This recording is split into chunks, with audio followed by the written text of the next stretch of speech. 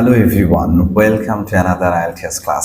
As you know যে আমরা ধারাবাহিকভাবে আইএলসের রেগুলার ক্লাসগুলো দিচ্ছিলাম, বাট অনেক দিন ক্লাস টাইম বা অন্যান্য প্রবলেমের কারণে দিতে পারিনি। আবার আমরা সিকুয়েন্সলি আইএলসের রেগুলার ক্লাসগুলো ইউটিউবে দেওয়া শুরু করছি। সো আপনি আশা করি প্রত্যেকটা ক্লাস দেখলে ইউ উইল বি বেনিফিটেড। আমরা আজকের ক্লাসে মূলত আইএলটিএস এর লিসেনিংয়ের কমন প্রবলেম নিয়ে আলোচনা করব। So let's take a look. এখানে দেখেন যে আমরা মোস্ট কমন মিস্টেক নিয়ে আলোচনা করছি লিসেনিং এর ক্ষেত্রে। যেই কমন মিস্টেক সাধারণত যারা 8.5 বা 9 ডিজার্ভ করে তারা এই ধরনের মিস্টেক করে না কখনোই। সো সেই ধরনের কথা নিয়ে আমরা আলোচনা করব। First, spelling errors. লিসেনিং এর ক্ষেত্রে আপনার আনসার লেখার ক্ষেত্রে যদি স্পেলিং মিস্টেক করেন তাহলে সেই ক্ষেত্রে আপনার আনসার লজিক্যালি কারেক্ট হলেও আপনি মার্কস পাবেন না। সো এখানে আমরা দেখেন লিখে দিয়েছি if the answer is logically correct. ধরেন আপনার আনসার কারেক্ট হয়েছে, তারপরে আপনি কোনো মার্কস পাচ্ছেন না, কারণ কি আপনি স্পেলিং মিস্টেক করেছেন। সেই ক্ষেত্রে আমাদের কি করা দরকার? স্পেলিং স্ট্যান্ডার্ড রুলস অনুসারে আপনার স্পেলিং শিখতে হবে, মার্কস করতে হবে। এই ক্ষেত্রে কমন ওয়ার্ডসগুলোকে আমরা দেখব।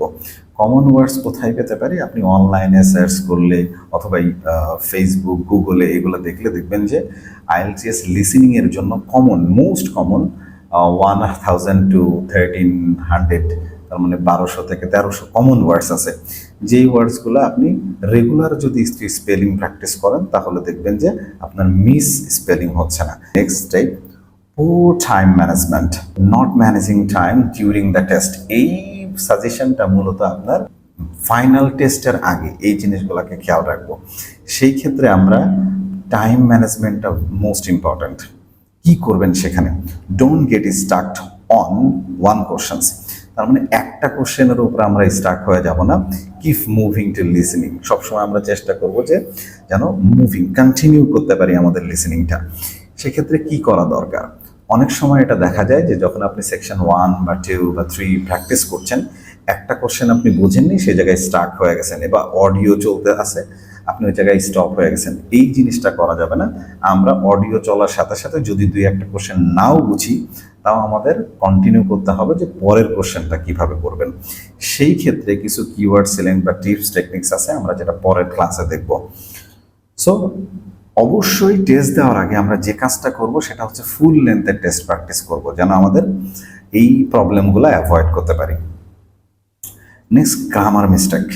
আসলে এটা তো রাইটিং না, তাহলে গ্রামার মিস্টেক কোথায় হয়? সাধারণত লিসেনিংয়ের ক্ষেত্রে যখন আমরা ফিলিং দ্য গ্যাপস টাইপের কোশ্চেন সলভ করি, তখন অনেক সময় অডিও শোনার মধ্যে মোস্ট যে প্রবলেম হয়ে যায় সেটা হচ্ছে সিঙ্গুলার অ্যান্ড প্লুরাল নাম্বার। তার মানে আমাদের মাস্ট গ্রামাটিক্যালি কারেক্ট করতে হবে, এবং এই ক্ষেত্রে আমাদের অনেক সময় নাউন অথবা অ্যাডজেক্টিভ লিখতে হয়। নাউনের ক্ষেত্রে আমরা সিঙ্গুলার অ্যান্ড প্লুরাল এই দুইটা জিনিস কনফিউজ হয়ে যায়। অনেক সময় কোনো নাউনের ক্ষেত্রে এস থাকে, এস থাকে না, সিঙ্গুলার ফর্ম বলে, প্লুরাল ফর্ম বলে, আমরা আসলে এটাকে ধরতে পারি না। সো আমাদের যে কাজটা করা উচিত যে আপনি কোথায় সিঙ্গুলার দিচ্ছেন, এস বা ইএস হচ্ছে কিনা এইটা খেয়াল করা, এবং সেইভাবে খেয়াল করে আনসার করা। সেক্ষেত্রে আপনি কি করবেন? Always read the sentence to check the grammatical accuracy. তার মানে যখন আপনি আনসার ট্রান্সফার করছেন তখন ডেফিনেটলি একটু চেক করে নিতে হবে যে আপনার আসলে গ্রামাটিক্যালি এটা ম্যাচ করছে কিনা ফিল ইন দ্য গ্যাপসের মধ্যে। তাহলে সেটা দেখে আপনাকে কারেক্ট করতে হবে, এবং অডিওতে শোনার ক্ষেত্রে খুব কেয়ারফুল থাকতে হবে যে কোনো নাউন বা প্রোনাউন এসেছে এস বা ইএস আছে কিনা। সেকেন্ড অপশনে আমরা যাব এক্সিডিং ওয়ার্ড লিমিট। অনেক সময় আমরা ওয়ার্ড লিমিটকে ক্রস করে ফেলি। এই জিনিসটা আমাদের খুবই ভুল হয় ক্যান্ডিডেটদের ক্ষেত্রে। তার মানে কোনো ইনস্ট্রাকশন সে খেয়াল করে না। কোশ্চেনের আগে একটা ইনস্ট্রাকশন দেওয়া থাকে কতটা ওয়ার্ড লিখবেন। যেরকম আপনার এখানে দেওয়া আছে, দেখেন, how many words or number you can write, কতটা ওয়ার্ড লিখতে পারবেন। এক্সাম্পল ধরেন আমি এভাবে যদি বলি 1 ওয়ার্ড অনলি, তো 1 ওয়ার্ড অনলি মিনস আপনি একটা ওয়ার্ডের বেশি লিখতে পারছেন না। অনেক সময় দেখা যায় যে আমরা এই জায়গাটাই ভুল করি, ওয়ার্ড লেখা আছে নাম্বারে লিখে দিয়ে আসি, নাম্বারে লেখা আছে ওয়ার্ডে করে দিয়ে আসি। এক্ষেত্রে অনেক সময় দেখা যাচ্ছে আপনি ম্যাচিং করতে পারছেন না, একের অধিক ওয়ার্ড লিখে দিয়েছেন। এটা খেয়াল রাখবো। 1 ওয়ার্ড অ্যান্ড অর নাম্বার, তার মানে আপনি একটা ওয়ার্ড লিখতে পারবেন এবং একটা নাম্বারও লিখতে পারবেন। তার মানে এরকম না যে আপনি ওয়ার্ড লিখলে নাম্বার লিখতে পারবেন না, নাম্বার লিখলে ওয়ার্ড লিখতে পারবেন না, দুইভাবেই করতে পারবেন। চাইলে আপনি এখানে দেখেন অ্যান্ড দিয়েছে অর আ নাম্বার, তার মানে আমি ওয়ার্ড লিখতে পারবো যদি ওয়ার্ড আমার না হয় তাহলে সাথে একটা নাম্বার লিখতে পারবো, আবার শুধু ওয়ার্ড এবং শুধু নাম্বার লিখতে পারবো। এই ইনস্ট্রাকশনগুলোকে খেয়াল করব, কারণ কি এই ধরনের ইনস্ট্রাকশন আপনি ফলো না করলে আপনার মার্কস কাটবে। নো মোর দ্যান 2 ওয়ার্ডস, তার মানে আমি একটা ওয়ার্ড অথবা 2টা ওয়ার্ড লিখতে পারবো, কিন্তু 2টার অতিরিক্ত ওয়ার্ডস অর্থাৎ 3টা ওয়ার্ড লিখলে আপনার মার্কস কাটা যাবে। সো এখানে দেখেন এই কথাটাকে আরেকটু এলোবরেট করে বলে দেওয়া আছে, if you write more than the allowing number of words, অর্থাৎ আপনার যেটা অ্যালাউ করছে তার থেকে অতিরিক্ত ওয়ার্ডস লেখেন, your answer will be marked wrong even if the information is correct, যদিও ইনফরমেশন কারেক্ট হয় তাও আপনার মার্ক কাটা যাবে। সেই ক্ষেত্রে আমরা কি করব, অবশ্যই ডাবল চেক করব the word context before transferring. So transfer করার সময় আমরা আবার একটা চেক করব, তার মানে অডিওতে যখন আমরা শুরু করছি ওয়ার্ড পড়তে হচ্ছে তখন ডেফিনেটলি আমরা কোশ্চেনের ইনস্ট্রাকশন ফলো করব, এবং ফাইনালি যখন আমরা আবার আনসার ট্রান্সফার করব তখনও চেক করব, অর্থাৎ ডাবল চেক করে আনসার দেব। এবং এই টেকনিক অবশ্যই প্রিপারেশনের শুরু থেকে, যখন আপনি প্রিপারেশন স্টার্ট করেছেন তখন থেকেই শুরু করবেন, ইভেন দ্য মক টেস্টের আগেও দিবেন, যেন রিয়েল এক্সামে যে এটা কোনোভাবে মিস্টেক না হয়ে যায় বা ভুল না হয়ে যায়। Not checking answer during the transfer time, অনেক সময় আমরা যে কাজটা করি, আমরা যখন অতিরিক্ত টাইম পাই, এখানে কি করতে হবে দেখেন, একটা জিনিস সবসময় মনে রাখা দরকার, the last 10 minutes is the most important, এবং এটাকে আমরা গোল্ডেন টাইম বলতে পারি। এই টাইমে যখন আপনি আনসার ট্রান্সফার করছেন তখন অবশ্যই আপনার একটা জিনিস খেয়াল রাখতে হবে, যে আগে চেক করে নেওয়া প্রত্যেকটা আনসার আপনি যেটা শুনেছিলেন বা লিখেছিলেন সেটা ঠিক আছে কিনা, তারপরে আনসার সেটা দেওয়া। অনেক সময় চেক না করে আমরা টাইম স্বল্পতার কারণে তাড়াহুড়ো করে আনসারগুলোকে বসিয়ে দিই এবং হয়ে গেলে চুপ করে বসে থাকি, না, ডেফিনেটলি চেকিং। সেই ক্ষেত্রে আমরা কি কি চেক করতে পারি, ফার্স্ট স্পেলিং চেক করব, গ্রামাটিক্যালি আনসারটাকে কারেক্ট আছে কিনা সেটাকে আবার একটু চেক করব, অ্যান্ড ওয়ার্ড লিমিটস মেনটেন করছি কিনা, অর্থাৎ এর আগে যে কথাগুলোকে বলে আসছিলাম সেগুলো আমি মেনটেন করছি কিনা সেটাকে খেয়াল রাখবো। Incorrect use of capital letter, এই জিনিসটা কি, আমরা একটা জিনিসের সবার কোশ্চেন্স থাকে মোস্ট অফ দ্য আইএলটিএস ক্যান্ডিডেটের, স্যার আমরা আনসারের ক্ষেত্রে ক্যাপিটাল লেটার লিখবো না স্মল লেটার লিখবো, এটা একটা কনফিউজিং। এখানে দেখেন আপনি চাইলে ক্যাপিটাল লেটার সব ওয়ার্ড ক্যাপিটাল লেটার লিখতে পারবেন, আবার চাইলে সব ওয়ার্ডগুলা স্মল লেটার লিখতে পারবো। বাট সেই ক্ষেত্রে আমাদের একটা জিনিস খেয়াল রাখতে হবে মোস্ট ইম্পর্টেন্টলি, সেটা হচ্ছে প্রপার নাউন। যদি আপনি লোয়ার কেস লেখেন অর্থাৎ স্মল লেটার লেখেন, সেই ক্ষেত্রে যদি আপনার প্রপার নাউন চলে আসে তাহলে প্রপার নাউনের প্রথম অক্ষরটা অফকোর্স ক্যাপিটাল লেটার হবে।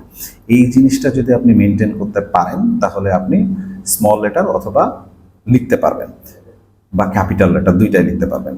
খেয়াল রাখবো যে সব থেকে মোস্ট ইম্পর্টেন্ট ওয়ে কি বা সব থেকে বেটার অপশন কি, সেক্ষেত্রে বেটার অপশন হচ্ছে সব ক্যাপিটাল লেটারে লেখা। তাহলে কোনটা প্রপার নাউন কোনটা প্রপার নাউন না এটা নিয়ে আমাদের কোনো ঝামেলা নেই, সব ক্যাপিটাল লেটারে লিখে দিয়ে আসবো, নো প্রবলেমস। আর চাইলে আপনি স্মল লেটার লিখতে পারবেন, সেই ক্ষেত্রে প্রপার নাউন খেয়াল রাখবো। Not using the pencil, IELTS এর নতুন পরিবর্তন আমরা জানি যে এখন আমরা আসলে পেন্সিল ইউজ করতে পারবো না, রাইট, পেপার বেসড টেস্টের ক্ষেত্রে। সেই ক্ষেত্রে আমরা অবশ্যই পেন রিকোয়ার্স করবে, অর্থাৎ বোথ পেপার যখন আপনি আনসার পেপারে লিখতেছেন সেই ক্ষেত্রেও এবং যখন আপনি আনসার ট্রান্সফার করছেন বোথ ক্ষেত্রে আমাদের পেন ইউজ করতে হবে, not pencil. Pencil may use your answer to be invalid, তার মানে যদি আপনি পেন্সিল দিয়ে আপনার আনসারটাকে লিখেন তাহলে আপনার আনসার ইনভ্যালিড হবে। সেই ক্ষেত্রে আমরা কি করতে পারি, অবশ্যই দুই ধরনের পেন ক্যারি করব, always carry blue and black pen, right, দুইটা পেন ক্যারি করব।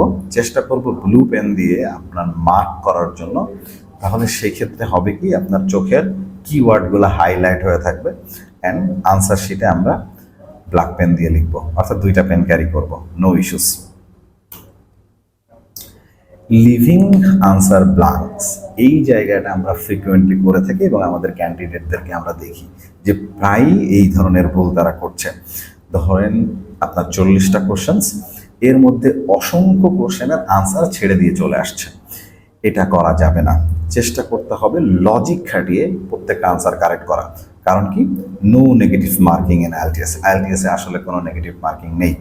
এবং আপনার যে কাজটা করা, specifically fill in the gaps type questions section 1 and section 4-এ আমরা অনেক সময় এই মার্কগুলো ছেড়ে দিই এবং মাঝের দিকে আমরা কাছাকাছি যেই ওয়ার্ডটা বোল্ড শুনেছি সেই ওয়ার্ডটা নোট করে রাখবো। যদি আনসার কারেক্ট হয় না হয়, অনেক সময় এরকম দেখা যায় যে আমি শিওর না যে আমার আনসার কোনটা কারেক্ট, সেক্ষেত্রে আমরা ওয়ার্ডকে বোল্ড করে রাখবো এবং যখন আনসার ট্রান্সফার করব তখন লজিক্যালি আনসার দিয়ে আসবো।